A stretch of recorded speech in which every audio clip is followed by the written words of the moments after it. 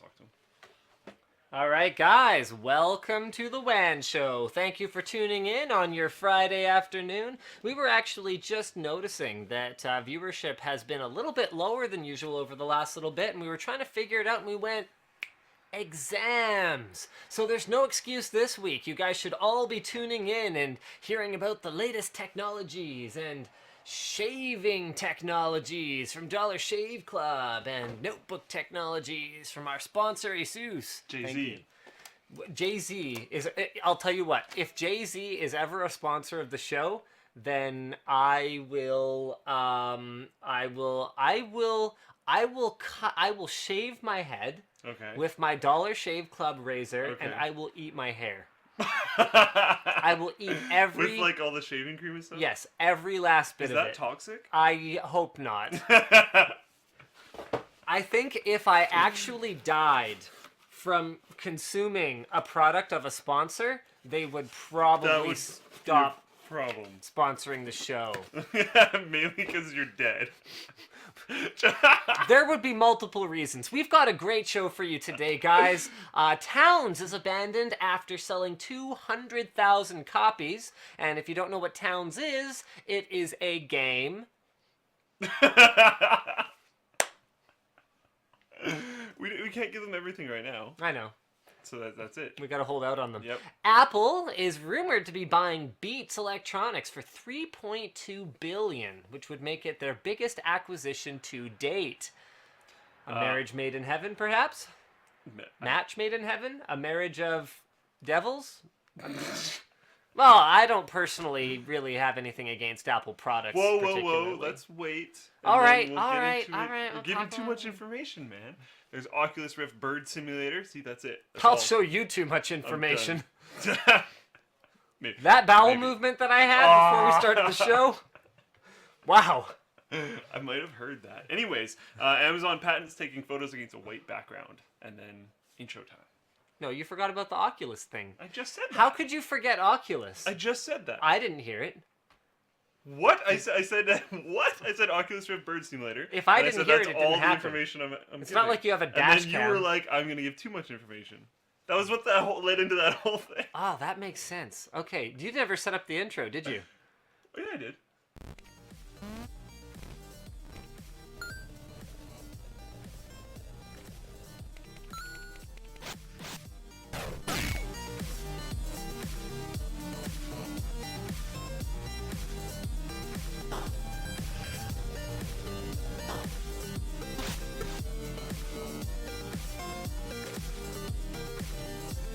Thank you for tuning into the WAN Show, guys. Our sponsors today are ASUS with the G750JZ gaming notebook and Dollar Shave Club, the fast, easy, inexpensive, and expedient way to save time and money. Don't worry too much about the redundancy, guys. Dollar Shave Club gives you only the features that you need on your razor, as opposed to vibrating dill handles.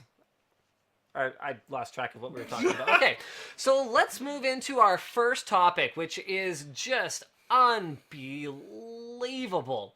So this was originally posted on the forum by Pit5000, and Amazon has allegedly made it so that Linus didn't plug in his notebook before they started the stream, so he's going to have to go ahead and just pray to the technology gods that this is going to... That's really terrible. Not sure what happened there.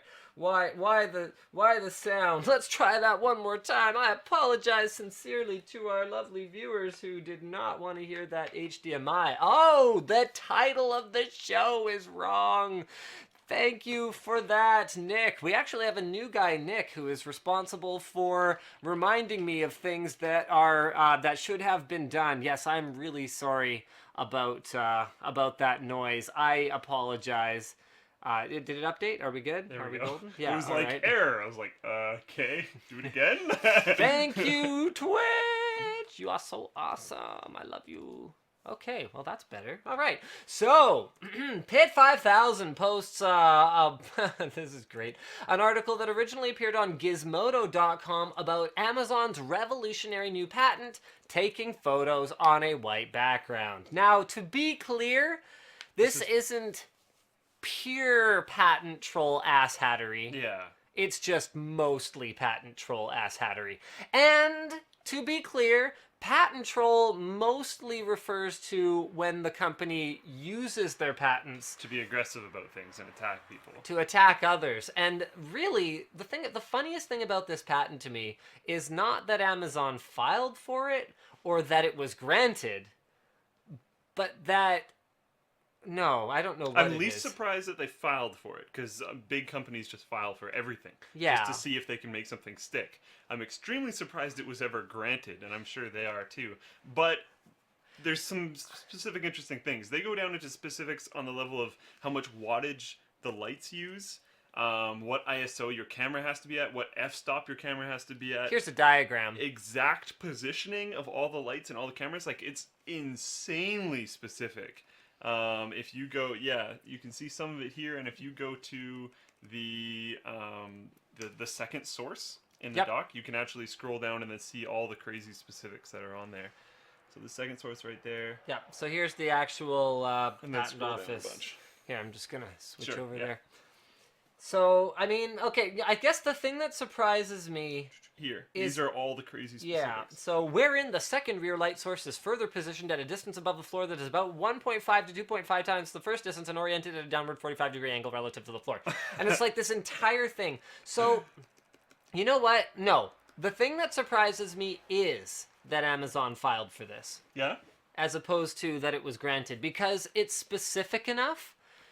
Basically, the idea is that Amazon doesn't want to waste resources, and really no one does. They don't want to waste resources touching things up in post-processing.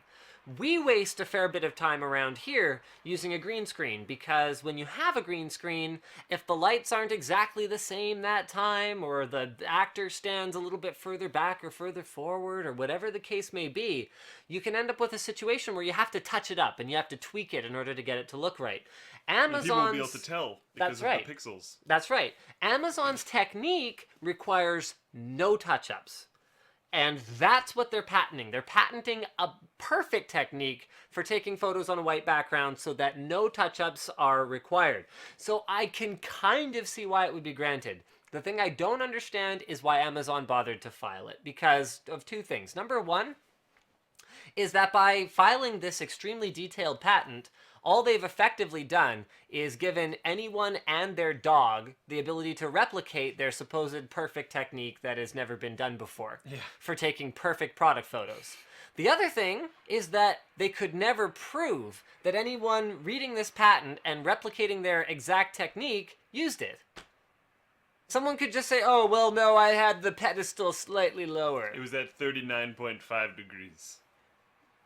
So, Like, there's so many very specific things that you could change by a very small amount and then dodge the patent. so I don't understand the point of it. Maybe you guys can enlighten me. You know what? Twitter Blitz. Obviously, I know I don't need to see the usual rant about how the patent system is flawed. Ah! We know. Everyone knows It's that. terrible. And this, honestly, this is gonna help that case a lot. Yeah. Because, like, this is ridiculous. I mean, it is ridiculous, but with some of the stuff that we've seen get through, it doesn't surprise me that it got approved. Yeah. But I would like to hear you guys say, does this seem like the kind of thing that Amazon should have even bothered with? Or does it seem like the kind of thing that they... Well, yeah, that's pretty much... There's only really one answer here, isn't there? You know what? Random Twitter Blitz. Hit us up on @LinusTech and let us know something. Anything. We love you guys. We just want to hear from you. You never call. Oh, how funny that it's Mother's Day coming up, and that's the first thing on your mind. I was not Guilty yesterday, but conscience the day much? before. I was like just there. Guilty conscience. I've been to my parents' house twice this Guilty week, conscience. and the week's not even over. I tried to go visit my mom, but she was too busy with her grandson at the pond to take her phone with her, so I sat in the parking lot at their apartment building for an hour. I was able to make good use of the time. I switched over from the 1M8 to the 5S. So, bam! When's your review coming? Thanks to my mom, I'm an Apple user again. It's going to be coming probably not this weekend, but next weekend is the plan. So I'll be doing like a retrospective, what it was like being an iOS user and then an Android user, now an iOS user again. But I'll spoil the ending for you guys. I am switching back to the 1 M8. Oh. So that's going to happen. What I'd really like to do is give the Moto X a longer try, because I only really used it for my review, and I didn't use it for as long as I would have liked. So he's borrowing the Moto X because he can't keep his phones in one place or not broken. But I'd like to give the Moto X another shot, and then I'll probably end up on the 1 M8 again. Speaking One of thing I like about the Moto X, yes, is that, you know, I don't know if the 1 M8 can do this, but I found a lot of Android phones. The OK Google thing doesn't really work. Siri is amazing. Okay. With Moto X, you can just say OK Google and it'll start working. Oh yeah, that's unique. Yeah. Yeah. But like, why Okay. isn't that on everything? Siri is amazing. I've never used it. So get this. I didn't even know if it could do this. The thing about Google Now is that you have to kind of like Google what it can do. Yeah. And then you have to like remember what it can do. It's not intuitive. Last night I set an alarm for 8:30, and I was like, my wife was like, "You're not going to get up at 8:30." I was like, "No, I'm going to get up at 8:30." She's like, "You're not going to get up at 8:30. I'm going to wake up. I'm not going to be able to go back to sleep, and you're not going to get up till 9. So set your alarm till 9." And I was like, "Motivate me." And so I set my alarm to 9. And so all I had to do is be like, tomorrow's alarm for 8:30, change it to 9 o'clock or something along those lines. Like in my own vernacular, I just told it what to do. And it's like, okay, I changed that for you. And like I didn't even believe it. I had to double check. I don't think you could do that with Google Now. And I was just like, holy crap. Google has, and I think you could do it in 2 steps. I think you could remove the alarm, then you could create a new one. But it's not as elegant. And like Google's voice calling is ridiculous. It's What? stupid. Voice calling? What Yeah, do you mean? if you're like, call whoever, mobile, Yeah. it's like, would you like to call this? Yes, I just said that. Would you like to call home? Yes, I just said that. Apple, would you call my wife? Mobile, calling mobile, ringing. The only people I really Stupid. call are in my favorites anyways. So it's almost faster for me to just be like, click on phone, click on person. But like driving and stuff. Yeah. Yeah, that's like true. I have reasons that because no, that normally, makes sense. That I'll makes sense. I'll dial, and there are things that I miss about Android. Like Apple doesn't have T9 dialing, which is awesome. Yeah. Like head explode awesome the first time I saw it. And that's how I dial most of the time. But Siri is so much easier to use than Google Now that I just absolutely love it. I'm not super great with Google Now, so someone might. Yeah, someone's correct me. probably tearing me apart because there's some exact way that you can word it so that Yeah. Google Now will understand you. But Yeah. I don't care. That's not a great user experience. That's one thing, even without using Siri, that I've been kind of able to pick up. is Spark that Fox is like, don't even start on S voice. Well, Sorry, no, go ahead. No one cares. Didn't they do a thing recently about like how much people actually use the S apps? It was like not at all. I can't remember who did that. I have no source. I think that happened. No, I missed that. That sounds fantastic, though. But I yeah, already love it. If you've ever seen her, Siri seems more like the AI operating systems in her. Google Now seems more like the thing he's using before that, but like a really early version of it. Right. Because you can kind of talk to Siri. Yep. You can't really talk to Google Now. If you try to talk to it, it'll just Google what you said. I hate that so I hate much. that too, yeah. It makes me so mad.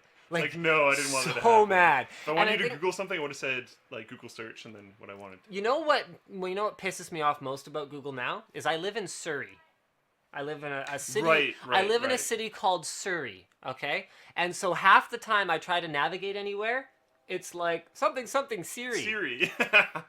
Whereas Siri knows what I'm talking about. It can tell the difference between Surrey and Siri. And that is impressive to me. All right, nice. so that actually led in really well to a couple of topics here. So number one was, oh, balls, where is it? What? Yes, Stephen Hawking says AI could be our worst nightmare. You were That talking is about a her. very bad quote.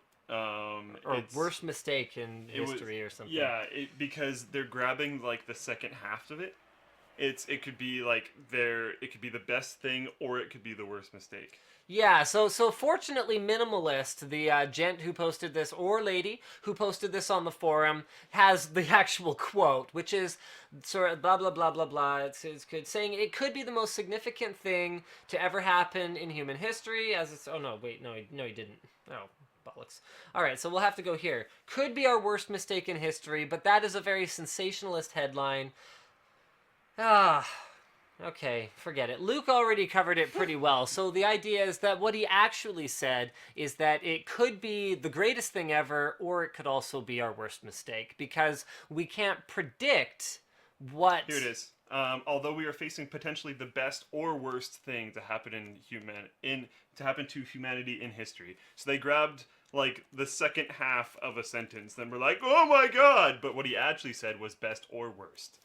And I'm gonna post this. I'm gonna post this link in the Twitch chat because that's something that we should always do in general. Yeah. And you know what? I was proud of the internet today, because I was reading this article and I was like, oh, great article, but I wonder what people think about it. It's got like a bajillion comments under it. George Dvorsky here actually posted like a cogent and well-structured and respectful sort of disagreement with what everyone else is saying that I really quite enjoyed reading. Or maybe that's not the right one. Oh crap, hold on. Which one was it? Those look like a lot of very well thought out replies, which is not very common. There was I thought that was the article that you're reading through. This is the one. This one's right. George Dvorsky's thing is absolutely awesome, and he kind of talks about how... I think that's PV talking to George Dvorsky. Oh, okay, PV.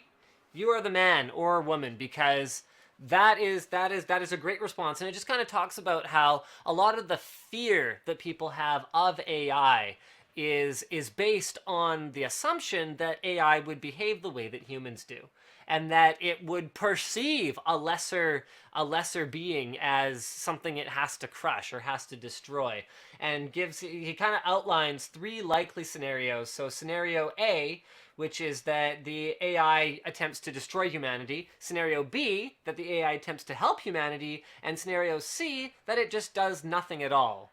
And the argument that AI would probably choose option C or option B without us noticing, so a combination of the two, seems most likely if a computer were to operate from a purely logical perspective. What does it stand to gain destroying us, really?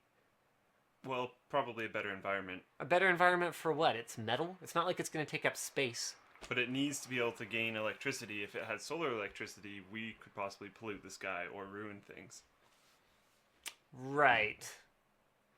If its only goal is gaining electricity, we are organisms that are using electricity as well. So if it got rid of us, then it could use all the electricity. Which assumes that it needs more electricity. Which assumes that it needs more.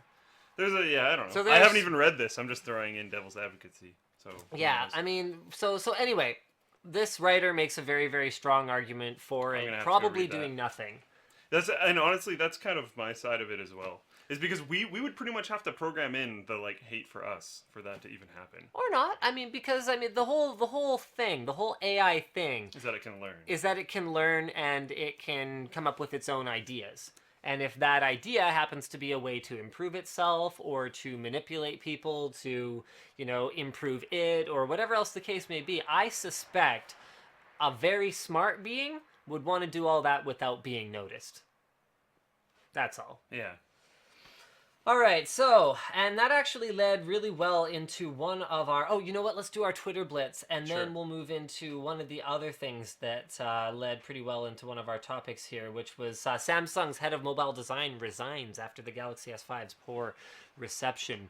So, I definitely, Samsung's one of those companies that just, I don't know what it is, but they're pretty fun to beat up. I love a lot of things about them, but other times they just make me want to shake my head and cry. All right, so Mark says, Linus, why do you use IE? Because this is a fresh OS, and IE is what I'm logged into everything with. There's Firefox on that computer. I know, but I'm not logged into everything. I'm lazy. Don't forget the outro this time. Thank you, Joey. Oh, here's Linus in his Lambo. Where is that picture? Whenever anyone photoshops anything, that's always the picture of you that they use. This picture? Yeah. It is from a thumbnail on an ancient NCIX Tech Tips outside of the old NCIX, like before you. No, I know, but you don't have it on any profiles or anything anymore? I used to have it on my first Google Plus profile. So, like, how is it? Anyways, I see it so often. You can tell the quality of this one is quite poor. Yeah. So this could have been pulled from someone else putting it somewhere. Ah, okay. So I think that's how things spread on the internet. internet. That makes sense, yeah. As the patent is so specific, it's fairly worthless, not like the covers everything related Apple ones. Exactly, and that is exactly my point. Why it's did so they confusing? even bother? How is it even worth the thousands of dollars that it costs to file a patent? Yeah. All they're doing is revealing how I could go and build that studio tomorrow. Thank you, Amazon. Yeah, we could. Not that I'm going to do that. Of course not. Because we might do something similar, but yeah, we could do it with green instead of white. Yeah. When is the NCIX Ultimate NAS setup video coming? At some point. I'm not sure. It's up to Wheels over there. And why no guests in WAN? Quite frankly, because I'm lazy. Intel Z97 is out with Haswell refresh coming on Sunday. I've never understood why Intel does this, or AMD for that matter, where they launch a chipset without a CPU or vice versa. So, I mean, we have like a literal stack of Z97 boards that I haven't even looked at because why would I even bother benchmarking them with non-Haswell refresh chips? Yeah. I don't understand. So we'll wait until some Haswell refresh stuff lands, and then we'll get on that for you guys. Okay, did you know about Boink? Yes. We have a Boink team on the forums that is like huge. Yes. So if you're interested in joining, check it out. We're top in Canada for like a few different things, and we're world recognized. So yeah. We also have a giant folding team if you want to join that too. The folding team is actually bigger in relation than the Boink team is. So. David Cooper says, if you make a great AI, someone will eventually tell it to do something evil, but that assumes the AI can't think for itself, which it can, because it's AI. Well, that doesn't listen to anyone. Awesome, Jake Plush, thank you. Rob says, I just ordered some IE80s, thanks to the recommendation, and yes, I used the sponsor link. Rob, you're awesome. Yay! Thank you for being awesome. Also, the IE80s are awesome. Yeah. I still use them every day. I love them. They're fantastic. I used iPhone 4. My experience was very disappointing. It was since I switched then, but I may test the iPhone 6. I'm really interested to see what Apple does with iPhone 6. If you don't think 5 days is enough. Oh, this is a tweet in response to something that I was talking about on Twitter last night where OnePlus offered me a 5-day loaner unit of the OnePlus One, and I basically told them, forget it, because what I can do is I'll play around with it for 5 days and then I can talk about it on WAN Show, but I'm not going to do a review because, quite frankly, our review of the One M8, which I think represents the very best that I can do, at least right now, in terms of a phone review. Our review of the One M8 took me well over a week just to use the phone and make notes on and prepare. And then, like, obviously it wasn't a week dedicated to just that. I was making other videos throughout that week. But everything's kind of like that, where I'll spend a week with it part-time, and I'll be making notes as I go. Then it took me hours to compile into a full script, hours to shoot, and then it took a full day for one of my editors to edit. So I'm sitting there going, okay, so you're going to give me 5 days with this? What, I'm going to rush my review all in the name of I can play with a phone for 5 days? Well, I'm sorry, what's in this for me? What's in this for my viewers? Why am I doing this? Even, like, our phone reviews actually started off with month-long trials. That was the whole thing with us starting phone reviews. And then even with the Tegra Note, which I didn't even do a ton on, I had it for slightly over a week. And on the Saturday during that week, I spent literally the entire day doing nothing else except for playing with the tablet. So... yeah. So that's kind of the idea. We don't necessarily do the spec-heavy reviews that other guys do or the benchmarks that they do. We focus on what it's like to actually use the bloody thing. I noticed I never got the Tegra Note back. It's doing... ah, that's right. Oh, we have a really cool video coming soon. There's a product that claims to use UV light to clean your phone at night. So we got like real Petri dishes and stuff. And, like, did swabs and stuff. So we're going to let you guys know if that works. That's coming really soon. That was, like, immediately after my... Yeah, I remember that now. I thought you were stealing company property again. Why? Wherever would I get that idea? Wherever would I get that idea? Unlike you. All right, so let's move on to our next topic here. Samsung's head of mobile design resigns after Galaxy S5's poo reception. It's funny where that got cut off on the page. It's because we zoomed in too much. There we go. Poor. I mean, that's pretty accurate. In terms of parties, what would a poo reception be? Hopefully not fondue. Hopefully not fondue. Aww. Aww. I was trying to think of some way to spin it well, and then I was like, well, it could be like a fondue thing, and then I was like, that's actually really disgusting. That's actually a lot worse. So anyway, so follow posted originally on the forum by ETRJ. So he has resigned following criticism about the Galaxy S5's lack of, thank you for using a word that I actually don't know how to pronounce. Appreciate that, ETRJ. So, though the Galaxy S5's design did not actually deviate too far from earlier models, its looks and textured plastic back were roundly? I'm not even reading this anymore. You're from like the UK and you're writing it wrong. So basically, reviewers didn't like the build quality. They didn't like the backing material. I don't know what people didn't like about the backing material. I liked it. It's different. It's easier to grip. I'm not against it. Yeah, like I actually quite like the backing of the Galaxy S5. It's one of the things I did like about it, because I don't like TouchWiz, that's for sure. I mean, honestly, I think the criticism of the S5 is less about the S5 not being a solid incremental improvement. Honestly, the build quality feels a lot better than the S4 to me. It has less flex in it by far. It's waterproof, or water resistant rather, and all that stuff. But I think it's more to do with the phone community getting bored and not actually recognizing their own boredom for what it is. It's harder for them to find things to get excited about compared to in the past when there were so many amazing new innovations coming with every new smartphone. And we've talked about this a fair bit on the show, but it's kind of like PC enthusiasts saying, you know, MSI or ASUS's or whoever's new motherboard isn't exciting, therefore it sucks. Well, really, it's just mature now, and it's not changing much anymore, and you're just not into it that much anymore. And I think people are not recognizing that they're losing the interest, maybe not in the software side. I think there's still a lot of innovation to happen on the software side of things, but in terms of the hardware, we've all basically consolidated down to, you know, an iPhone 1 of various sizes or shapes. Yeah, that's very, very similar. So one thing that I like every single time we bring this up, I bring up LG because they did move the buttons to the back. Like there is things you can do with layout and stuff that still has been untried yet, and there's going to be things like virtual keyboards and stuff that people are going to be working on, but it's not going to be like major, drastic, game-changing things on every single phone release. So that's what I think this is. I mean, you know, despite the perceived lack of beauty, Samsung managed to sell 86 million smartphones in Q4 last year, widening its lead over Apple. But Samsung is apparently struggling to make a profit on its phone, thanks in part to I hate the way this is written. Anyway, they spend a lot on marketing, so that's costing them a lot.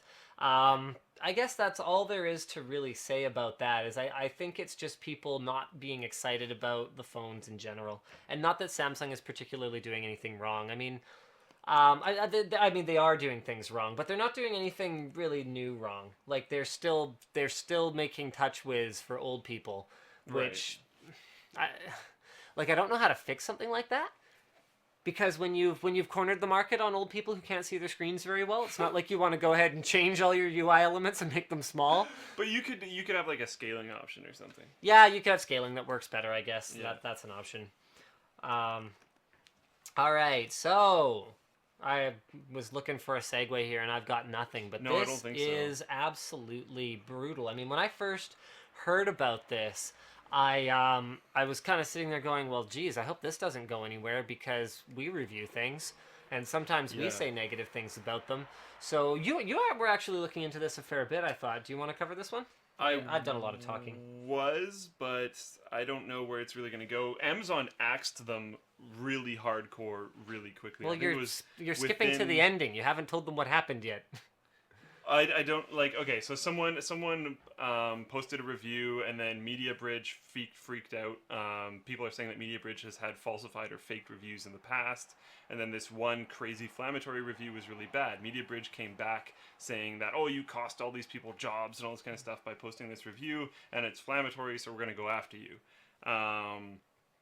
I'm not exactly what sure happened between them at that point, but then Amazon axed them completely. They cannot sell through Amazon anymore. I believe that still does mean that other sellers through Amazon could sell their products, Right. but they can't sell as an Amazon product, which will probably hurt them a lot because I know at least me. I know there's people that don't care, but personally, if I'm buying something off Amazon, it has to come from Amazon. Or else, Really? why am I buying it off Amazon? Oh, I just buy stuff off Amazon Marketplace all the time. The reason is that Amazon Marketplace means you have Amazon's customer service as a protective I've tried backup. that before. Didn't really work. Really? Oh, I They don't were know. like, yeah, we can't really do much. It's not us. I was like, okay.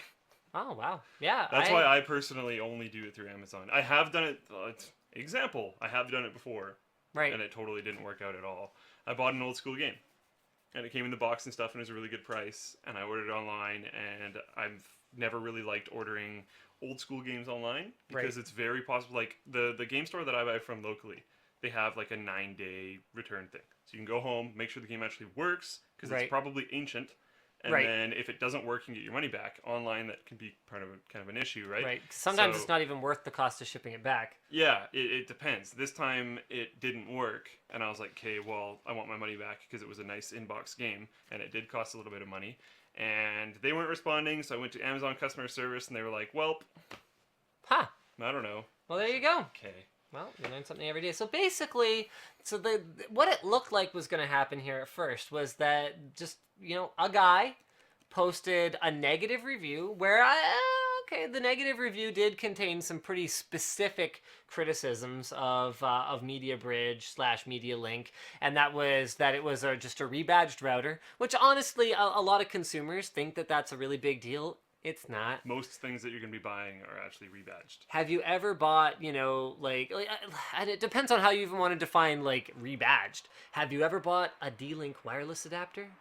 Because it's just going to have an Atheros or Marvell chipset on a PCB that's just going to be basically a reference design. With some plastic thing around With a it. plastic thing. Is that a rebadge? I don't know. Is that an integrated product from a supplier and that they sell to the consumer? But probably. I don't know.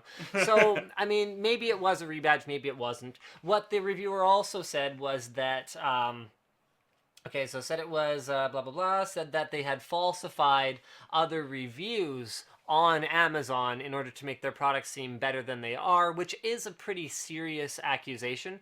And so if they were going to go after him for libel, then that would be there would potentially be a case there.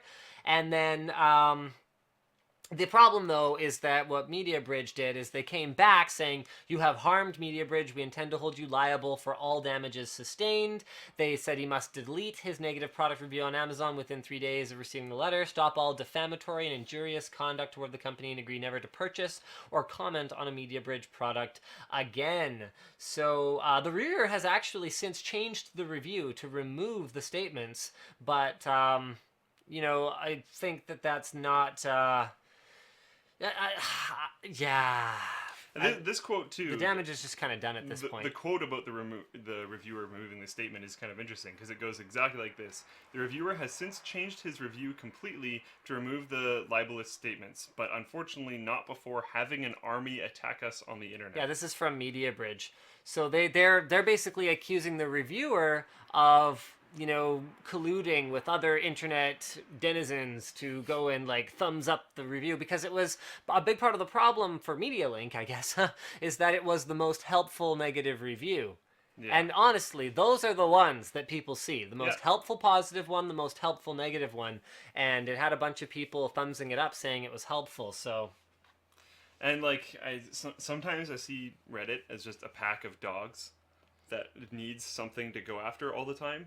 It could be positive, it could be negative, it could be whatever, and like maybe it just happened that there was no other really super important, super positive or super negative news at that point in time, and it hit Reddit at the right point in time. They're just like rah, because that happens. Yeah, That's I mean, definitely a thing. it's funny they use the word army because you could probably describe the Reddit community as an army sometimes. Who that army works for exactly, we're not sure, but Not entirely, yeah. for the people in theory, I guess. But sometimes, an army of the people without, clear leadership and a clear sort of direction can just kind of do things. And whether they were wrong here or not, actually hard to say. I mean, it's possible that Media Bridge was totally off base. It's possible that the reviewer was totally off base and saying things that just blatantly weren't true. But then it's always better to communicate with that person rather than having a lawyer do the communication. Yeah, or just prove them wrong. Yeah, I mean, that's the issue to me, is when the opening salvo is do this or else, cease and desist or else. The opening salvo should be, hey, yo, do you mind? Yeah. And then if that's a problem, well, then you get the lawyers involved. Or like talk to Amazon about their review service and try to bring up the whole like, oh well, he posted like surprisingly positive reviews on other people's things just to make ours look really bad and theirs look good and all that kind of stuff. Talk to Amazon about that. Talk to him. Try and prove that you're not rebadging, even though that probably doesn't matter. Try and prove all these other different things. And then you get posed as the good person, and then the Reddit army gets behind you instead of in front of you. Good old Reddit army. All right, so we've got our next topic here, and that is that the developers... This is just... This is interesting. This is terrible. So, I think the official post saying that he was actually taking it down wasn't even done by the original developer. Let's see here. Yeah. It wasn't even done by the original developer. It was done by a guy that joined on, and his agreement was that he would make 15% of the sales of towns. Mm-hmm. So it became not worth it for him personally because town sales were going down. The game isn't even released yet, but town sales were going down. So he wasn't making enough money. The original creator also felt like he wasn't making enough money, although the game is worth how much? And then it's selling 200,000 times, so that dude probably did actually make quite a bit of money. And in this post, they talk about how they're interested in making a sequel. Did you know that part? Okay, we haven't really given the audience any context. Did you sleep much last night? Are you tired? No, but it's pretty straightforward. Okay, but we haven't told It's an them. early access game that hasn't been released yet. I said that. Oh, did you? Yeah. Then I haven't been sleeping much. Last night? It's like the second thing that you just straight up didn't hear. Anyways, it first launched on Steam at the end of 2012. It's an in-development game. It's I think it's through the Greenlight system that it was. Yeah, it was one of the Greenlit games. It's not out yet. Sold 200,000 copies. Has been abandoned, and they're planning on releasing a sequel. I mean, the original dev abandoned it in February, saying we're burned out. Handed it over to Florian Frankenberger, and then within a couple of months, now it's not going well, and development has been completely abandoned. I mean, how do you fix this? I don't know. People have been talking about contractual obligation to complete a game if it gets greenlit. So if you what does put your complete game... mean? Yeah, exactly. I mean, ask EA. Yeah, that's a good point. It's hard. This is a problem with early access. And then we got that guy posting on our forums where taking this away is going to hurt a massive amount of developers. Yeah. But then leaving this here is going to hurt a massive amount of people. Well, because there are the success stories with early access, like Minecraft. Minecraft. What an enormous success story. And there's a lot of games that honestly people are enjoying playing right now because they're honestly not that broken and probably shouldn't be in beta or early access that are currently in early access. Like, I know Rust. A lot of people were playing Rust and having no real problems with it. Now, I know there's a ton of bugs, but don't worry about it. For a long time, and I don't know if it's released now or not, but like a lot of people were playing it very actively. There's a huge community behind it. And it was fine. It's going okay. And there's a lot of games that are like that. The guy that posted in our forum, I believe, was for like Robot Dodgeball or something. Robot Disco Dodgeball. I saw them at PAX East actually. So yeah, I don't know how you exactly fix this. A big problem is what you just brought up. Whereas if you put like a contractual obligation where you have to release the game or have to complete the game, if you decide to abandon it, you can just be like, not early access anymore. Now it's done. Yeah. Maybe they can have something where there's like a minimum goal, like you have to have these amount of things in the game. Yeah, but like, how do you define that? I mean, okay, the lawyers involved in writing the contract. That, I mean, and think about the development process of anything. Like, what if Linus Media Group, What if something changes? a year and 4.5 months ago, had been told to contractually commit to what kind of videos we were going to do 2 years from now? I mean, the amount that what we do has changed in that time. And I mean, any creative process is like that. You know, like a game. You might go, okay, we're going to have 3 campaigns and 3 races. And you might kind of go, oh, this is stupid. StarCraft's been made already. We're going to have 6 races, or we're going to have 2 races, or, you know, whatever else happens to be. As long as you don't just have 1 race, Donald, then... you know, you're being very 21st century about it. That's all I'm trying to say. Yeah. And the point is that that it can change. So the kind of contract that you would have to write to like spell it out in detail enough that they would actually have to deliver something. I don't know how to fix it. It's impossible. I mean, the lawyers would be happy with that arrangement, I'm sure. Yeah. One thing is like this comes back to the Kickstarter talk we were talking about a long time ago, and something that you guys should probably take a look at if you're really interested in this is Total Biscuit's video on early access. But it's where like do your research. Make sure the guy that you're supporting has like made a bunch of stuff. Chris Roberts. Hopefully it's a game studio. There are entire game studios putting stuff up on Greenlight and on Kickstarter. Make sure that there's some sort of a background. I haven't read enough into it, but I've heard some people saying that the guy that made Towns has a few failed projects in the past. I don't know if that's true. I've just seen that in a few different places. So like that's the kind of stuff you want to look into. It's an early access game. You are gambling to a certain point. You're not buying the game as is right now. Or if you are, then you're happy with it already and it doesn't matter. But that's the problem, is that people feel like when they pay for something, they should get some, like here, and it's the whole. Well, they should. They should. That's the whole Kickstarter problem. Is people perceive Kickstarter as like buying something. But the problem is that Kickstarter is more like a donation. Yeah. Because you're not buying something, because oftentimes they don't actually have to deliver it, or it doesn't have to be very functional. And then the other times, wait, so how am I? Oh, right. So, and the other problem is that if it is really successful, you don't actually get a cut of it. So it's not an investment, and it's not a purchase. It's a donation to support someone who you think should make the thing that you like. Like, honestly, guys, I've got what I think is a fantastic idea for a movie trailer that I want to make. I think that Linus Media Group has gotten to the point where we are capable of creating an awesome movie trailer. We are nowhere near capable of creating an awesome movie. They're really different. Very different things, completely different skill sets in a lot of ways.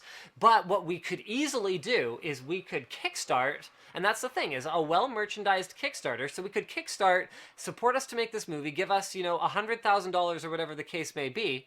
We could make a fantastic trailer, spend $15,000, $20,000 on that, and then just, buy ice cream with the other $80,000, release a movie that's like starring me and Luke and shot with like a phone camera. And we haven't actually done anything illegal. And like this ties in, I think I've told this story on the show before, where I've backed a lot of Kickstarter projects. Most of them have been successful. Some of them have been glowingly successful to the point where the guy that's made it, Pebble. Real companies are formed. But like some of the smaller ones that I've done, where it is a company, but now it's like 2 or 3 people, and it's been a year and a half since I got my product in my hands for them. Like it's been a long time. They're still in contact with all of us. All the Kickstarter backers are getting huge discounts all the time, just because they're like, "Thank you, you allowed us to become a thing." That's awesome, and that's what you kind of hope happens from Kickstarter. And they still allow us to put input in towards projects that they're doing in the future and stuff like that, which is really cool. But that doesn't happen all the time. I have been completely screwed over. I bought into a Kickstarter. The guy didn't post updates forever, and then was randomly like, "Yeah, nope, I didn't do anything, and I'm not going to do anything, so nope." Like 100%. And then he's like, "Oh, apparently I have to give refunds, so give me your information." And then no update. And then months later, he's like, "Well, I'm doing the refunds today." No one got them. And then radio silence since then. I don't ever expect to get that money back. Because And you know nope. what's really stupid is some of the Kickstarters I've seen fail are even things as stupid as like playing cards.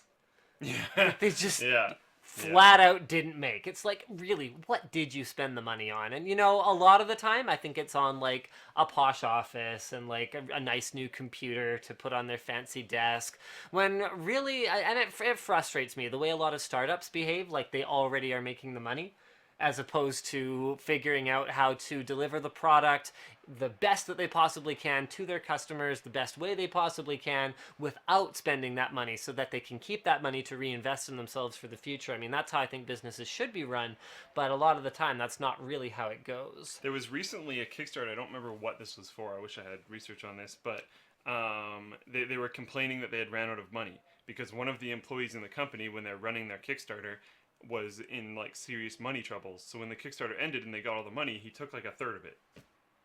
And they were just like, "Yeah, it's a cash advance for like 6 months' salary." And then they're like, "Oh wait, we don't have any money left because we gave it all to him." And it's like, what?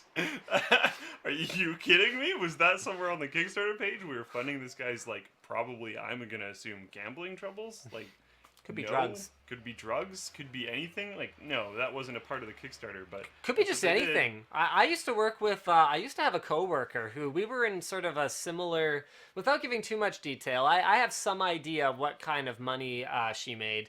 And like the amount of money that I saw getting, like I knew the pay grade, I knew approximately the expenses, I knew her pretty well, and the amount of money that I saw her blowing on hobby stuff, I was sitting there going, okay, so you're constantly like asking for more money, but I know that you waste it all on stupid crap. So maybe if you stopped wasting it on stupid crap, we wouldn't have this problem. Because you make a very fair living wage. Um, yeah.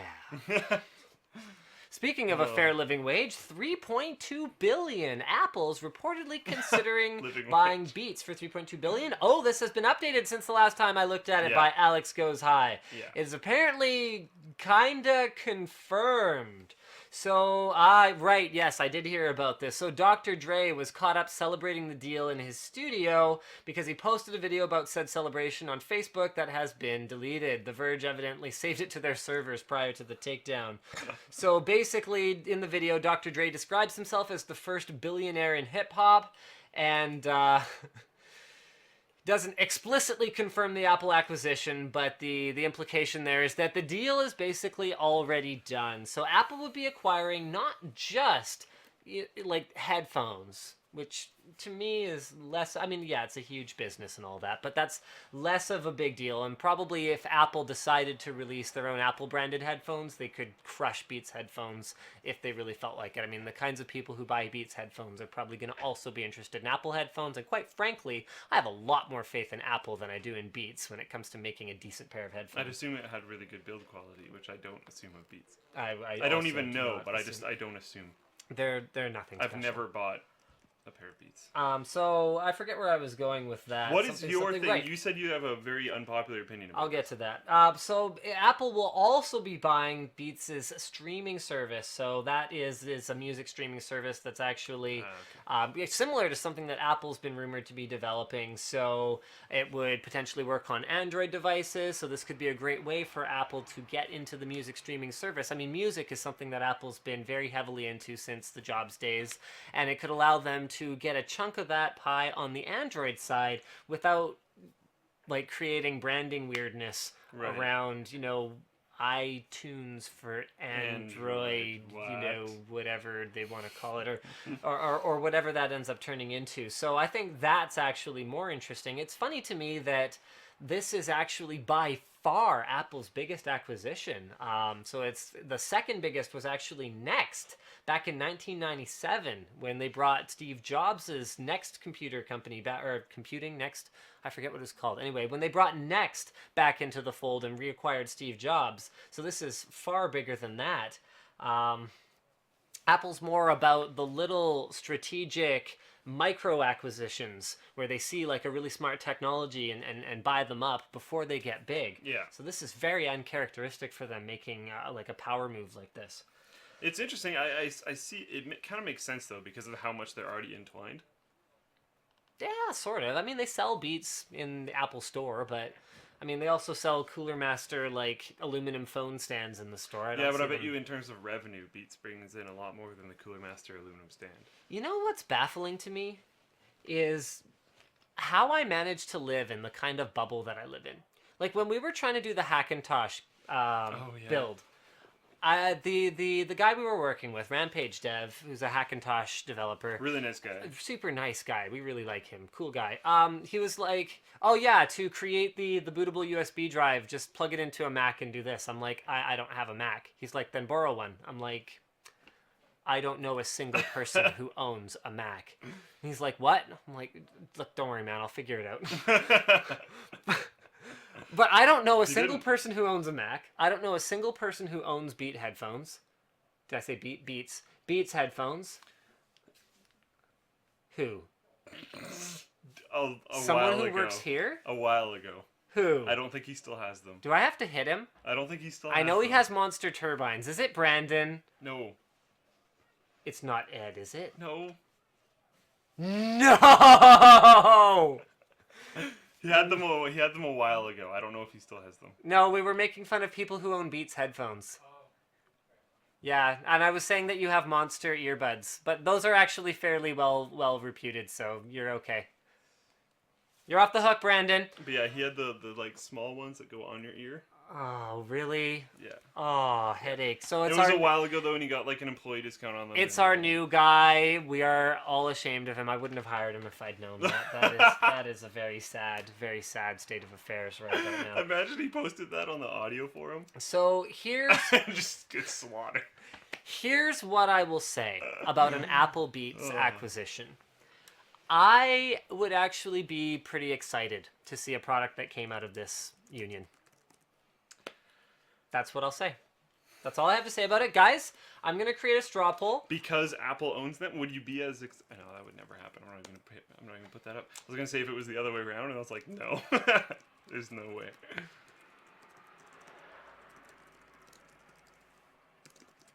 I could have made that, so you could have kept talking. Oh, I don't really have anything else to say. Okay, are we done with this topic then?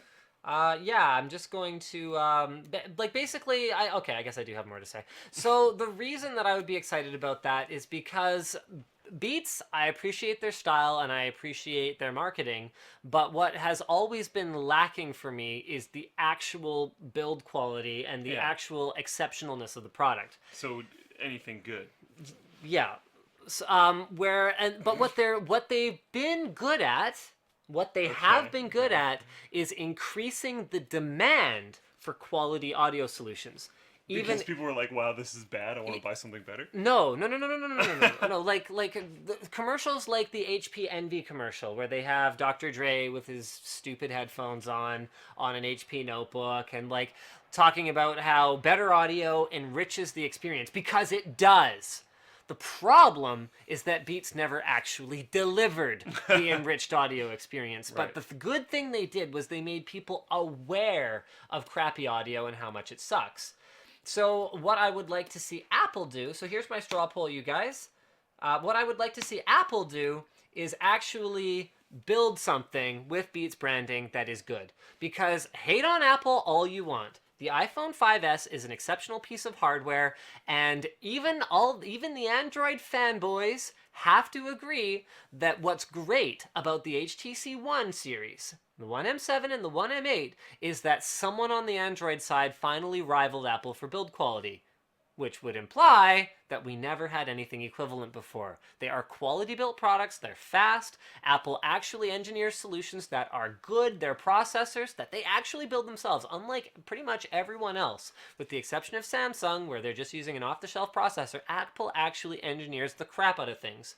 So if they engineered the crap out of a $300 pair of headphones, I would expect to actually get $300 level build quality and $300 level sound quality out of it. That's what I would like to see. You can't possibly say that they don't make things well.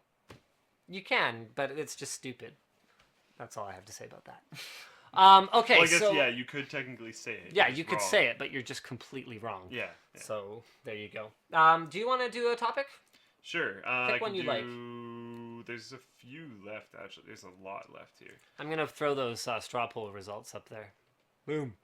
Okay, so one that I find really interesting, because we've been talking about VR a lot lately, and yep, I'm going to talk about another Oculus Rift thing. Woo! Yeah, baby! Is that the biggest thing that we've both said is that it's not necessarily immersive enough. Yeah. Because not all your senses are engaged. And that's what's really interesting about this. I could engage your senses. That wouldn't have to be VR. Oh, God, really? Is this the thing that you're going to do on the show? No. Okay. I don't know what you're talking about. All right. So... Wow. Anyways...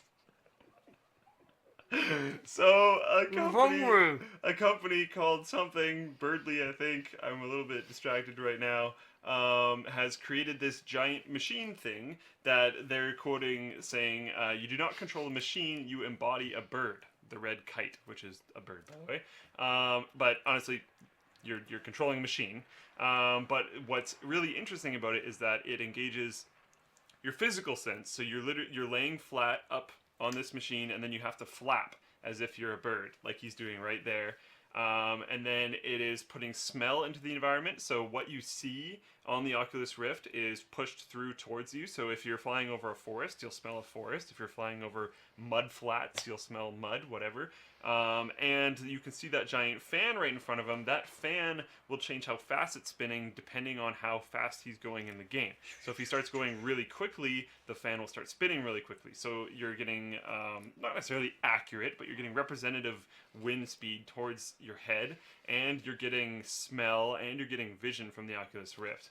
This is kind of the stuff that I'm talking about. It's still not going to feel like you're actually a bird, because you're laying on something kind of flapping around. But it should be really interesting to be able to try. They're saying that it has olfactoric. What is it called? Sorry, what now? Olfactoric. Smell. No, I know, but is that how you pronounce it? I'm actually not sure. Olfactoric? Olfactoric? I don't know. Olfaction? I know Either way, it's olfactory perception. So yeah, so olfactory perception is how you smell things. They have feedback on that. They also have feedback based on, which is based on the location of the bird while you're flying. I said if you fly over a forest, all that kind of stuff. And then it has wind speed and actually physically flapping. Oh, you can have that banana on your shirt. I don't want that in my hand.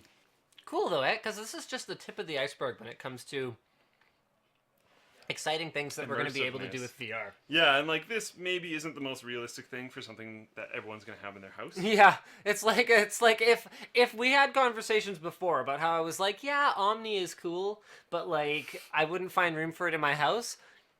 Like, yeah, I'm going to have like a dedicated like, you know, quarter of a room for like my bird simulator machine and my goat simulator machine and my farmer simulator machine. It's like, it's going to turn, you know what? Gaming is going back to arcade-sized machines. They should get it to the point where there's one and it's like a transformer. You tell it what game you want to play and it just like changes itself. That would be amazing. Somebody kickstart that. I'm not going to give you my money because I know you can't build it. I was just going to say, don't kickstart it because you will never be successful. Yeah, it won't work, but I like how you think. Yeah, exactly. All right. But I hope they have this kind of stuff at like Science World. Yeah, that would be cool. Or different things like that, so you can actually try Tellus World of Science. Oh, whatever. Can you believe that? Like, it's like telcos. You know, can you is there another way that you could demonstrate that you have too much money? Tellus World of Science, Rogers Arena. Yeah, like no. Science World goes beyond that. So sponsoring arenas, that's one thing. That's like, yeah, we don't know what to do. Here's all the money to name your arena, whatever it is. Tellus World of Science, they bought it. They own it. What? Yeah, so Science World is a dome in Vancouver. It's really cool. That's really cool. It's actually fantastic. Science World After Dark is like one of the coolest things. Great place to take the kids. Great place to even go on a date. Like they just have cool exhibits that are sciencey and like puzzles you can do. And I've done it before. multiple times. Me too. So Science World's fantastic. So tell us, actually, they were running out of money because it was publicly funded, and it's like anything cool. Not enough people go because everyone's too busy playing video games. Although I've been like 5-6 times. So tell us, one of our local telcos just bought the thing. Just like, hey, whatever. Okay. Speaking of just buying the thing, I guess it's time for our sponsor segment. So we're gonna start with Dollar Shave Club. Oh. No. I'm actually not gonna do. I finally got why the banana exists. I was like, this is weird, and I knew it was here. Like, it was prepped to be here, and like if you wanted to eat the freaking banana, you could eat it before the show. So Dollar Shave Club sent us a second package because you can see that between me wasting all of our shave butter, I actually really wish I hadn't wasted it. It smells really nice, and it's like kind of nice to use. So between me wasting all of our shave butter, Taryn stealing one of the razor handles, and someone else taking off with a pack of blades, I'm not even sure. They're not in the box anymore. That was Taryn. Yeah, maybe he asked you. Did he? Well, I wasn't paying did. attention. So Dollar Shave Club sent us a new pack of it, so we can show you, I guess, what the smaller follow-up packages look like once you sign up for the club. But basically, the way Dollar Shave Club works, if you haven't heard of it before, I'm just going to switch to our, join the club. Visit dollarshaveclub.com/Linus is what I really wanted to do was go to this one, is you go ahead and you sign up, and the first time you get a handle, you get some blades, and you get a pretty spectacular shave. They have multiple products, so they've got everything from, so here, to put this in perspective, for $6.50, you get a 4-blade razor, the last razor you'll ever need, gentle shave, single stroke. Their commercial's fantastic, and even their most expensive offering is under $10. You're looking at the Canadian site right now, because I'm Canadian, and it automatically redirects me, but in the US, the prices are actually slightly cheaper. All they have to really say about themselves is, look, the blades are great, they're a fraction of the cost of what you'll pay at the store, and you don't have to deal with the hassle of driving over to the store and dealing with, fighting someone to open up the stupid compartment that contains the razor and going and getting the key. I mean, I don't know when the last time you tried to get service at a grocery store was, but there's nobody there.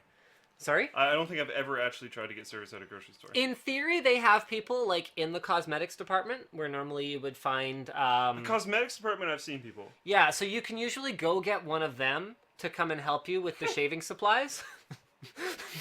But, like, see, this is... The fact that I can tell this story at all addresses why the need for something like Dollar Shave Club exists, where they deal with it for you. Every month, you're going to get a new pack of blades, so you can shave with a fresh razor every week. You can also order their shave butter whenever you run out, and you can get their one-wipe Charlies, which are peppermint-scented butt wipes for men. And they're, I mean, I'm not gonna sugarcoat this, because trust me, if you were to sugarcoat something that you wipe your butt with, that granulation is not going to be cool.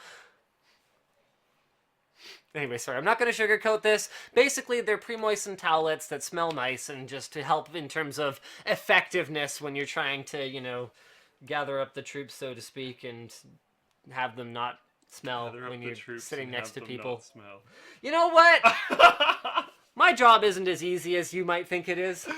I do it sometimes. I know it's not that easy. All I'm trying to say, guys, is head over to dollarshaveclub.com/Linus, sign up for the club, get a great shave every day, and don't worry about the hassle of buying razors anymore. And I think that's all we have to say about that. And are you really going to do this to me? Wow. Go along with your integration, Linus. All right, so thank you, ASUS, for sponsoring the WAN show. We are proudly using the ASUS G750JZ gaming notebook for all of our WAN show needs, and actually needs that go beyond the WAN show. Since you messed up my last integration, why don't you go ahead and talk about why you took the G750JZ, which happens to belong to the company, on a personal trip with you. What was exactly the point of that? Well, the point was that I had to test out a Tegra Note. So I had a phone, I had a Tegra Note, and I had a laptop. And part of my idea was if I needed to do something, what did I go to grab? So I needed a laptop. That being said, I might own one. So basically you decided like, oh, well this one's pretty badass, so even though I have my own laptop, that I haven't even seen that in a while. Have you just junked it? No, I was using it for network diagnosis. Okay, so you haven't just completely claimed this at this point, although you basically tried to... You know what's funny is when we first found out we were getting these, he didn't even know what the specs of the ones we were getting were. Like, no idea. I'm just like, yeah, we're getting new Asus gaming notebooks. And he's like, oh, we're getting them for WAN Show? And I'm like, yeah. He's like, oh, well, when we're done with WAN Show, I can replace my desktop with it, right? I'm like, It was the gaming level notebook.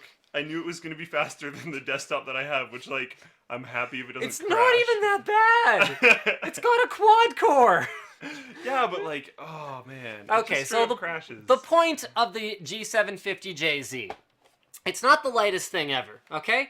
It's a little bit on the thicker side, it's a little bit on the heavier side. It's not an ultrabook, but the point of it is that it delivers pretty near a desktop-grade experience out of a notebook, something that is actually portable. And you know what I've actually observed? Like, I've been running on battery for the entire show here, and compared to my Dell, my XPS, which ran out of battery in 2 hours and 55 minutes or something today, I'm sitting with like 3 hours left of battery, even though we've been streaming for over an hour now.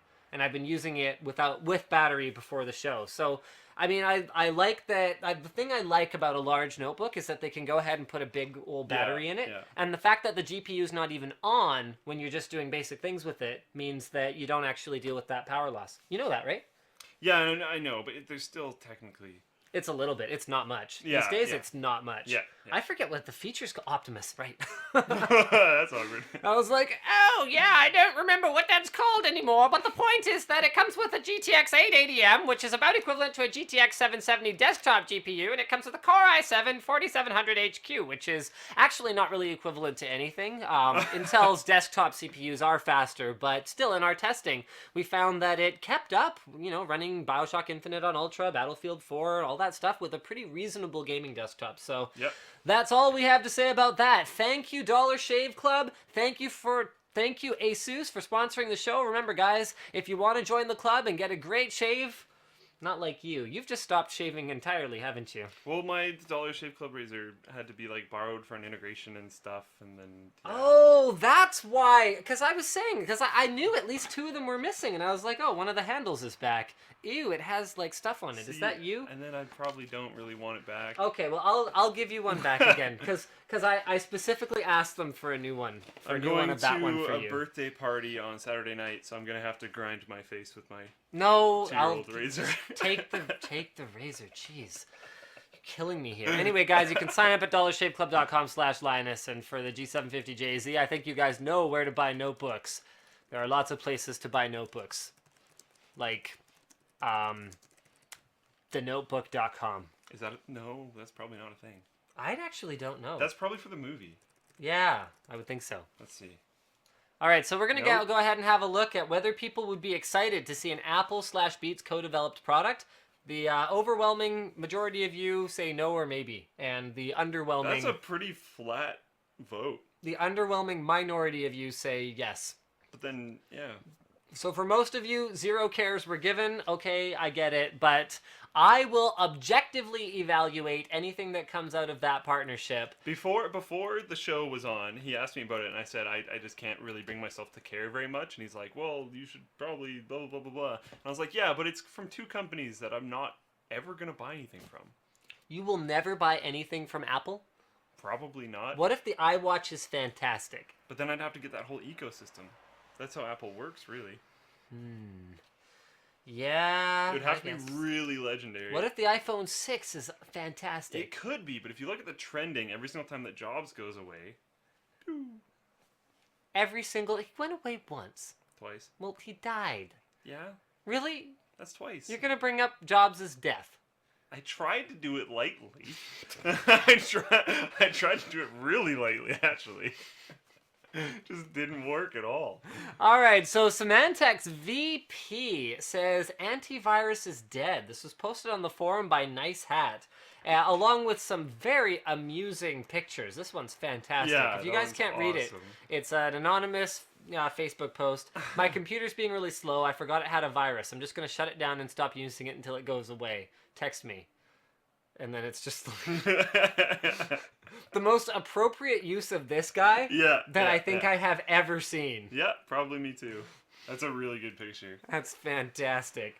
And you know, it would be funnier if we didn't know people like that. Oh yeah, yeah. But I think we all do. So, what's your take on this? Is antivirus? Well, okay. First of all, we should probably. So basically, what Brian Dye says. So this is senior VP of Information Security. Is we don't think of antivirus as a moneymaker anymore, and that he points out that hackers are increasingly using novel bugs as ways to gain control of a system or gain information or whatever else it is that they're trying to do, as opposed to straight up computer viruses. And Mr. Dye estimates that antivirus now catches just 45% of cyber attacks. I mean, we've known for quite some time that spyware or adware were actually larger issues than traditional viruses, but I guess I've just never heard it from someone at a company like Symantec.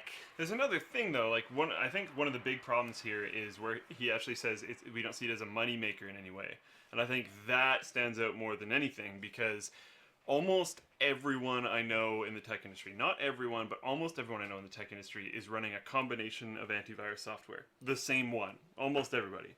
They run Windows stock, I don't even remember, Windows whatever.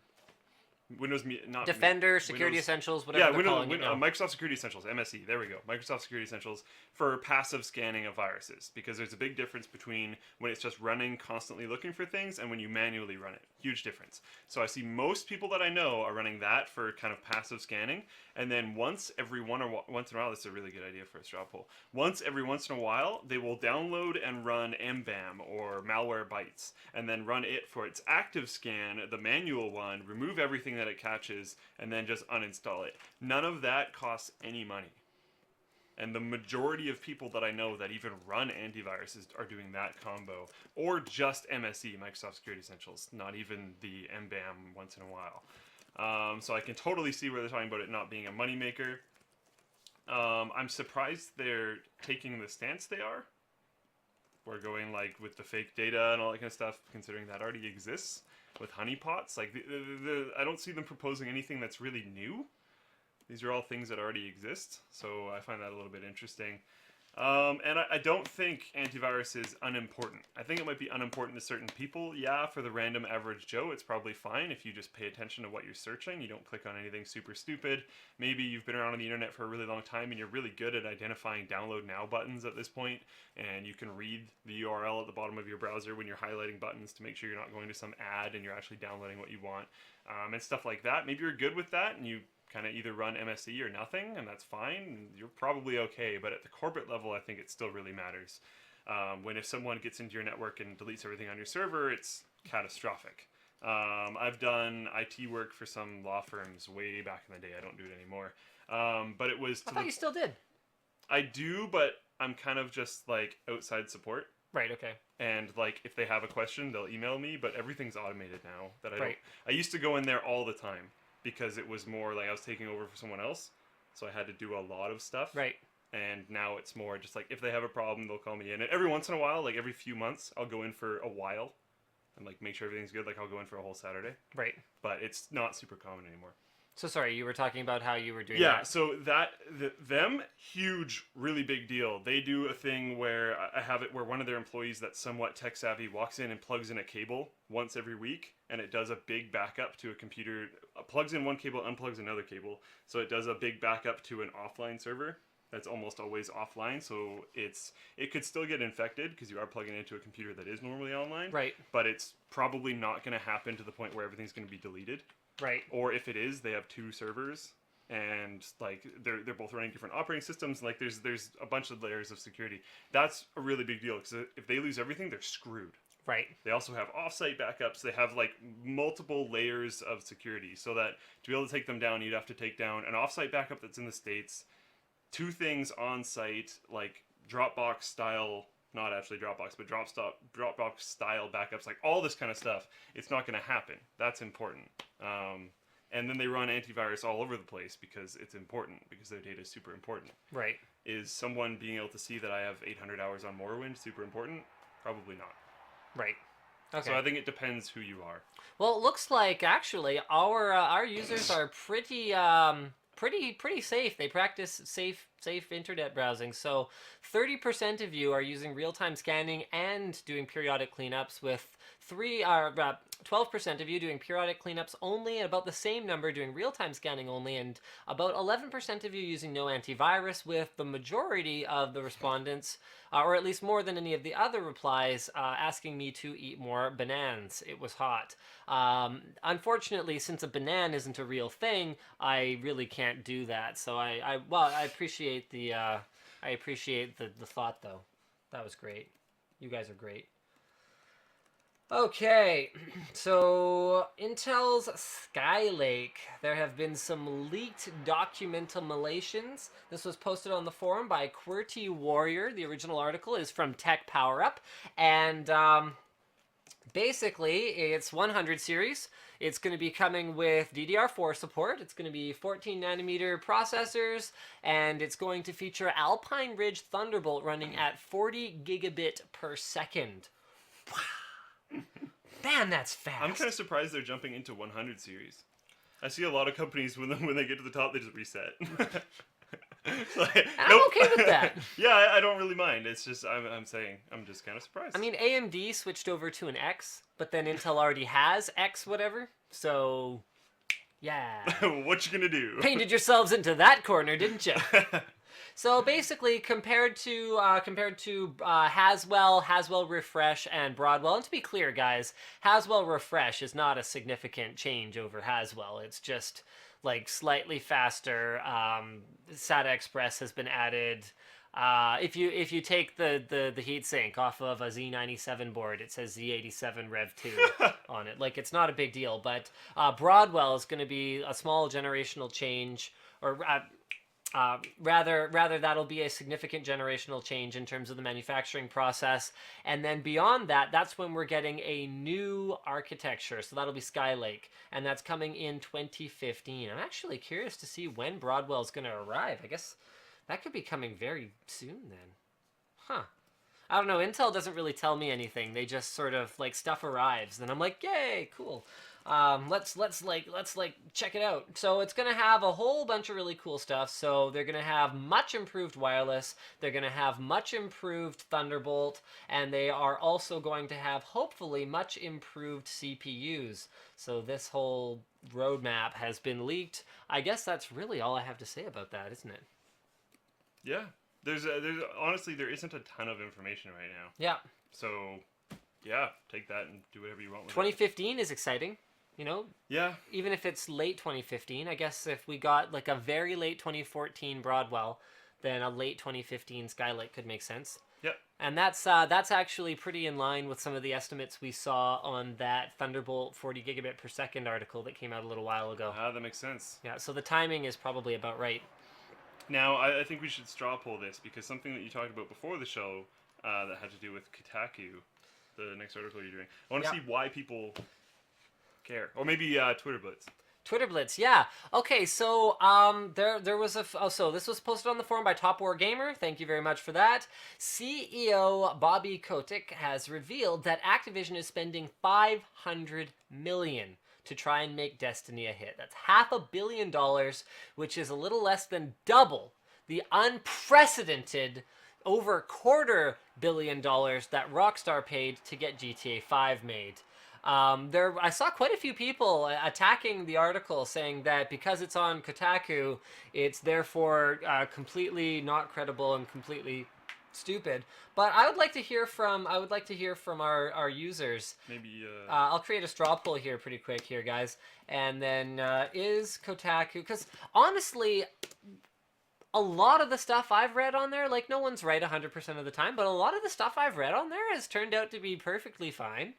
I have no idea. It's possible that we missed something. Yeah. Like, that's totally possible. Like, was there a huge controversy, like that whole, I don't know, what was it, LA Times Tesla review thing? I think it was the LA Times Tesla review, Washington Post talking about Oculus. Or Washington Post Tesla review? Well, I'm not sure. There was someone, I think it might have been more than one group, actually, for Tesla. Saw the New York Times. Sorry, it was New York Times. They eventually apologized for that and all that noise. So maybe Kotaku has done some stuff that neither of us is aware of. Yeah, for sure. Yes, no. Kotaku.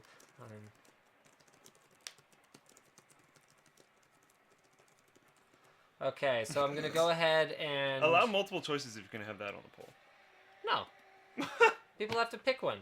It's just gonna be skewed now. Can you imagine if like political elections had multiple choices? I would actually be more incentivized to vote.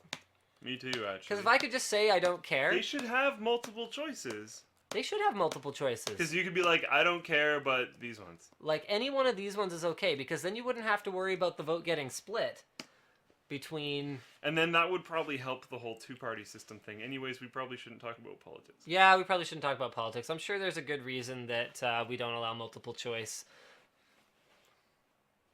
Yeah. I actually can't think of one, but maybe it's because like the real flaw in a multiple choice test, for example, is that someone can just guess and still get a passing grade, whereas on an election ballot, there's no right answer. So it's inherently flawed. Multiple choice doesn't address that by giving us a possibility to get it right.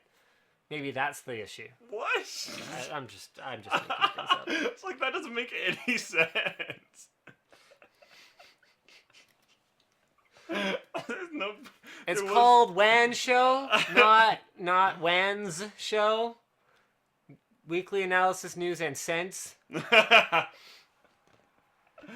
think with analysis, people kind of assume that there's going to be some amount of sense. They could, but they'd be... I mean, look at... They're voting for bananas. That's because you didn't put multiple choice on this poll. I don't have. And you put a question I don't have mark. to put anything on my Why poll. Why did you put a question mark? I don't have to put anything on my poll that I don't want to. Wow. Let me make the polls. Are you making a poll right now? Maybe. No one will know. They can't see my screen. Or what's behind my screen.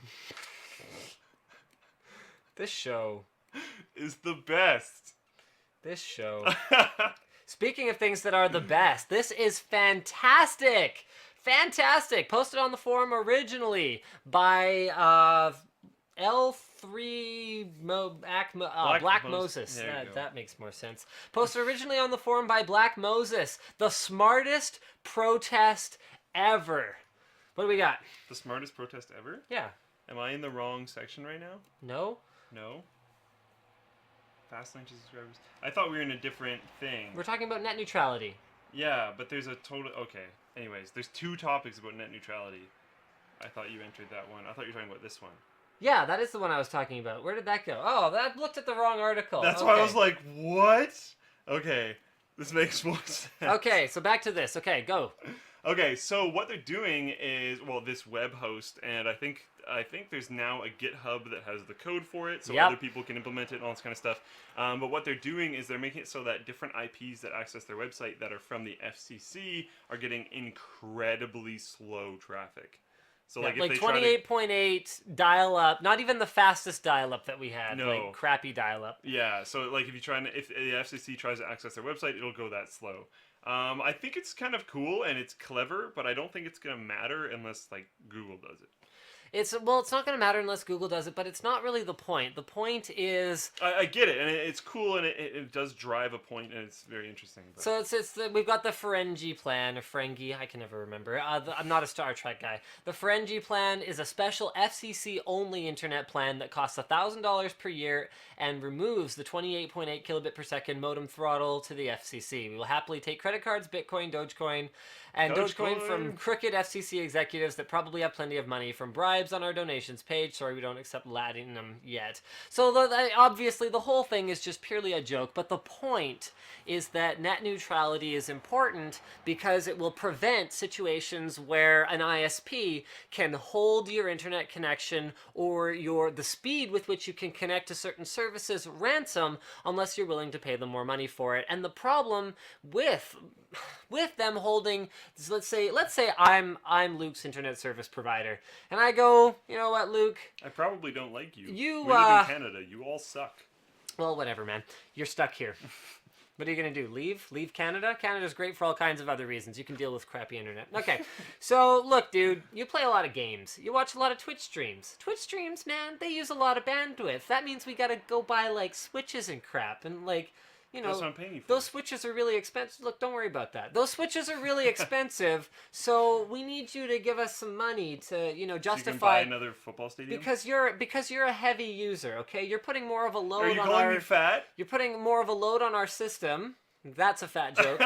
Than the other users. Okay, so the problem is that then Mr. ISP gets to extract a bunch of money from him because you go, okay, look, if you want to access Twitch fast, we can give you like a fast lane for that, because otherwise, in the background, I could be slowing down his Twitch stream, and we see this all the time. You can go do a speed test tomorrow, and it'll have like a great speed, and then you go and try to load a YouTube video or watch a movie on Netflix, and you've got this degraded internet experience. So I'm telling Mr. User, I'm like, look, okay, yeah, you want fast Twitch? Yeah, sure, no problem, man. Just give us a couple more bucks. And then I'm going to turn around and I'm going to tell Twitch, hey, you guys are putting a bunch of load on our network with all of our users downloading your streams. You got to give us money to...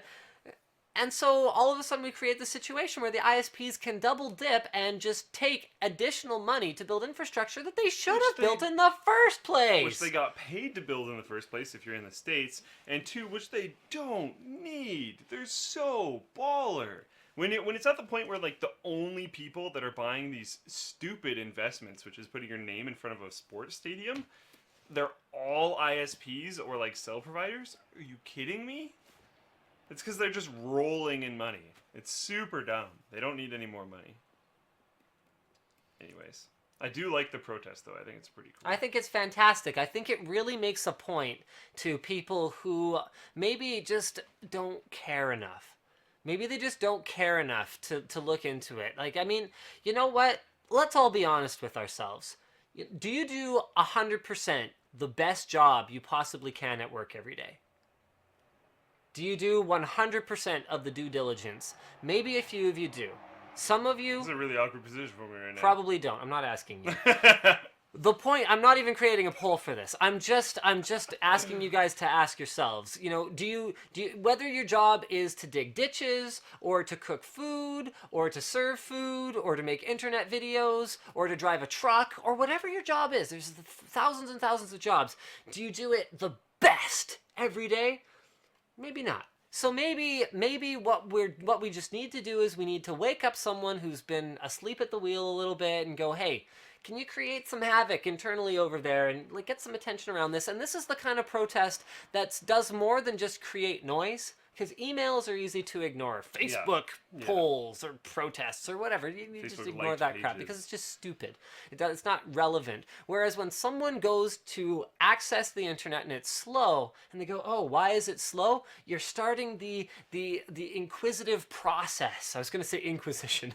That's not right. You're starting the inquisitive process. You're getting them wondering what's going on. And once they understand what's going on, hey, well, someone's slowing down my internet. Why are they doing that? My internet should be fast. Right. And then we can hope that the light bulb turns on. So I thought this was a really effective way to get that point across, and I hope it works. Yeah, no, it is really cool, actually. Oh, I wasn't even aware of this. This is interesting. There's apparently some new graphics card coming. Power Color. Oh, yeah. Has a new Devil 13. This one has, now, it's posted by Brown Ninja, so I'm sure it'll be in the post somewhere. But it has, like, the Nemo fin thing, where the fan has the little fins in there. Is this that one? Let's go see. Yeah, see? The little tiny fins on the inside? Yeah. It also has 4 8-pin power connections. 4 8-pins? You'll see if you keep on going down. There's the... Yeah, I knew it'd be in here somewhere. There. Boom. Look at that. Boom. It's just a monstrous card. So they ditched the whole AIO idea. Air-cooled. Yeah. Air-cooled, rather. Wow. 4 8-pins. Triple slot, 4 8-pins. What the heck? The thing is ridiculous. Only 3 of those 4 are required. So if you want a little bit of extra overclocking headroom, you can plug in the 4th. And wow, look at the backplate. I like it. It's actually pretty cool. Yeah. It looks badass. Yeah. Double 13. Huh. Someone in the comments somewhere on here, I don't remember where it was like, so 1 8-pin for the GPU, and then 1 for each fan. For each. Can't remember exactly how he said it, but it was awesome. Them Nemo fans, when you got little fins like that, you gotta like work pretty push hard harder. to... It takes a full 8-pin for each one of those fans, guys. Yeah. Get it right. Jeez. Yeah, that's kind of awesome. Should we jump into build logs? Yeah, sure. I think that's pretty much it. I think I'm pretty much done for the week, so here we go. We have something really special after build logs, guys. So... Do we? Yeah, we do. Do I know about it? I told you before the show. That doesn't mean I know. So the first one is... Oh, Do I have Office on here? I hope so. I hope so too. It looks fine. Oh, I have some kind of Office. Oh, I want to try it for a limited time. Oh! No. Not good. It looks fine though, I think. Wow. All the tabs. No one can see what's going on. Hey, everyone. Hey, guys. Sorry. Where did it go? It's here. Wow, I'm tired. There we go. Well, It looks okay. View. Either way, every single time we do the build logs, every single build log I talk about, I'm like, you should probably just go check it out at the forum so you can see everything. So do that again. Check out these guys' full build logs where they have tons of pictures. You can see everything about it. You can go to the voting thread and see everyone who submitted. There's some guys that submitted that had really nice builds. The thing with having build logs per the week is there isn't enough, and the thing with having build logs per the month is there's a lot of really awesome ones and they don't all get through. So be sure to check out the voting thread because you can see everything. This build is super clean. The hard tubing, really popular thing lately, and I'm okay with that. That looks fantastic. Yeah, very cool. Absolutely beautiful. But while this one is really nice and very clean, I personally appreciate the next one a little bit more. You know, I haven't seen many great builds in the 900D. Now that I think about it, it's like, yeah, it's big and it's like liquid cooling optimized, but it almost seems like Corsair took the challenge out of it a little bit for people by making it too easy to do a great build in. So I think a lot of people were turned off by that. That's just my perception. It's also extremely big and really heavy. Yeah. But this one's badass. We gotta do the call out thing. Oh, sorry. So this one is Portal Cube by Bjeldisha? Yeah. Well, I don't know. Look at that. That's fantastic. It looks better if you see it not on the stream and not like converted. Not in like 16 color mode. Yeah. So there's a power supply on the bottom. There's ITX there, and then you can go ahead and check out all of the different photos of it. So we should probably post a link to the build logs section. I'm just going to track that down. Or if you want to post it in the Twitch chat. I can go grab that if you jump on the next one on your screen. I'll post the thing in the chat and you can work on that. We got an honorable mention here, guys. Project Affinity. Do you remember now? Nope. This is the computer that people, I believe, built and distributed to Lanoy. Oh, cool. Yeah. So a bunch of people on the forum, I think it's mainly people from the unofficial TeamSpeak. Yeah. All got together, built this computer, got him a whole bunch of games. This is a list of games that he got. Wow. So, that's more games than I own. No. Well, it's more games than I play. Yes. That is true. And, like, nice ones. Battlefield 4, Star Citizen. 4, Star Citizen, like, big, not just like, oh, we bought a humble indie bundle. Like this, oh my god, they got him Secret of the Magic Crystals. That's a game about ponies. Well, yeah, it is Lanoy. So, over 10 community members contributed, and this is just a really cool example of the community coming together and supporting each other. I mean, if you guys aren't already members of the LinusTechTips.com forum, you probably should be. I mean, this is just a small subset of like the super cool guys and gals that make up the community here. So, you know, we appreciate everyone just being part of it, and we think it's really, really awesome. So I think that's probably all I have to say about that. Yeah, what's up with this stuff? I'm not going to do these today. Oh, this is a company, Cogito, that they asked if I wanted to review the Cogito Pop and or the Cogito Classic. These are some smartwatches that I think actually are pretty unique in that particularly the Pop tries to make the smartwatchness, like by design, it's not that smart. So instead of having a screen, it's just an analog watch. Instead of having a screen that's like, blah, blah, blah, read your text messages, reply to your text messages, talk into your wrist, it just flashes, hey, that notification you got was text, or it was an email, or it was an instant messaging thing. And it just tells you sort of what kind of notification it was. Then the Classic has an analog face, and then it actually does go into a little bit more detail in terms of what types of messages you got, so it gives you battery indication, and then you can read your messages on it as well, and it actually looks quite nice. So I was like, okay, well, I can't promise a review because I've never heard of you before, and I don't know if it's any good, but, you know, if it's fantastic, I'll do a review, and what I'll definitely do is try out the products and talk about them on the WAN show, so that's going to be coming sometime in the next week or two. All right, I think that's about it. So, Okay. So yeah. thank you again to our sponsors, Dollar Shave Club. Join the club. Visit dollarshaveclub.com/Linus. It's under $10 even for their best options. It's available in the US, Canada, and in Australia. So go ahead and do check that out. And Asus for... Wow, really? One of these days, you know what? When the sponsorship is over and I don't need that notebook for you to use it anymore, maybe I'll just break it. No! You're going to hold up Jay-Z, No! and I'm going to be like, this is what I think of Jay-Z. Actually, I don't think anything negative about Jay-Z. I'm sure he's a perfectly nice gentleman. I mean, this picture is... He seems very friendly in that picture. Yeah, he looks really friendly in that picture. Yeah, I don't know why anyone would be scared. I wouldn't be. Nope. Nope. Not threatening at all. I think we're done here.